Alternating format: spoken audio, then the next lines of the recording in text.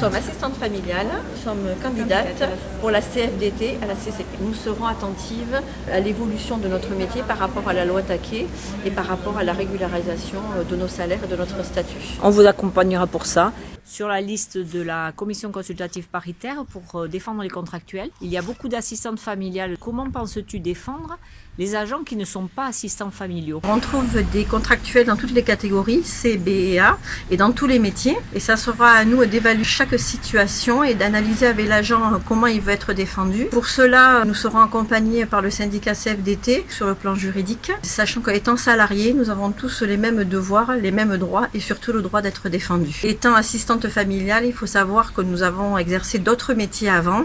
Pour ma part, j'ai été responsable de magasin. Je connais le management et les difficultés qu'un salarié peut rencontrer. Ce qui peut être intéressant pour des catégories A. Pour des catégories B, est-ce que tu as une idée un petit peu des métiers qui pourraient saisir la CCP? Ça peut être des salariés dans le secrétariat et nous les défendrons comme tous les salariés du département. Je suis inscrit sur la liste du CAP catégorie C. Ayant rencontré il y a quelques années des problèmes de harcèlement et humiliation, je m'étais rapproché au syndicat qui m'a écouté et accompagné dans cette épreuve.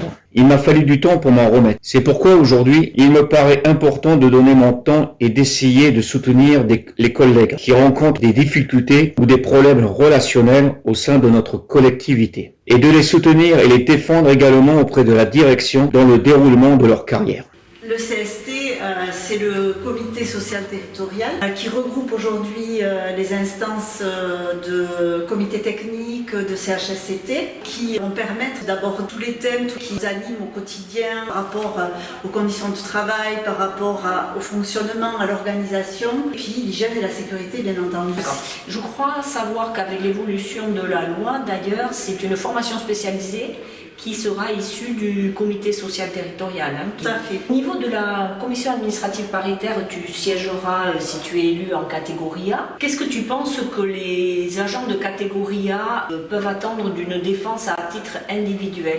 Ils peuvent saisir la CAP sur tous les recours, je dirais, qui sont en lien avec leur situation personnelle, l'exercice de leur fonction au titre de leur grade, indifférent, je dirais aussi, avec leur hiérarchie. Est-ce que tu as déjà été interpellé par rapport à des collègues qui avaient eu par exemple des refus de formation? Sur les mandats précédents, sur les CAPB du coup à l'époque, j'ai été effectivement alertée et on a travaillé sur une situation, un refus de titularisation. Donc c'est quelque chose en fait qui a été travaillé avec la personne, un investissement important pour à ce que cette personne puisse être titularisée. Donc c'est quand même quelque chose de très positif. On était très fiers de cette réussite. Au niveau de la CFDT, c'est de pouvoir travailler avec les agents en fonction aussi de la manière dont ils veulent être défendus, puisqu'il y a le recours effectivement auprès de la hiérarchie, auprès des élus. Il y a aussi d'autres moyens d'agir si on estime que la justice n'est pas rendue par rapport à ce qu'on fait. Il ne faut pas oublier que ce sont des situations individuelles. Si nous sommes élus, je serai ta suppléante et tu seras titulaire et nous espérons avoir plus d'un siège.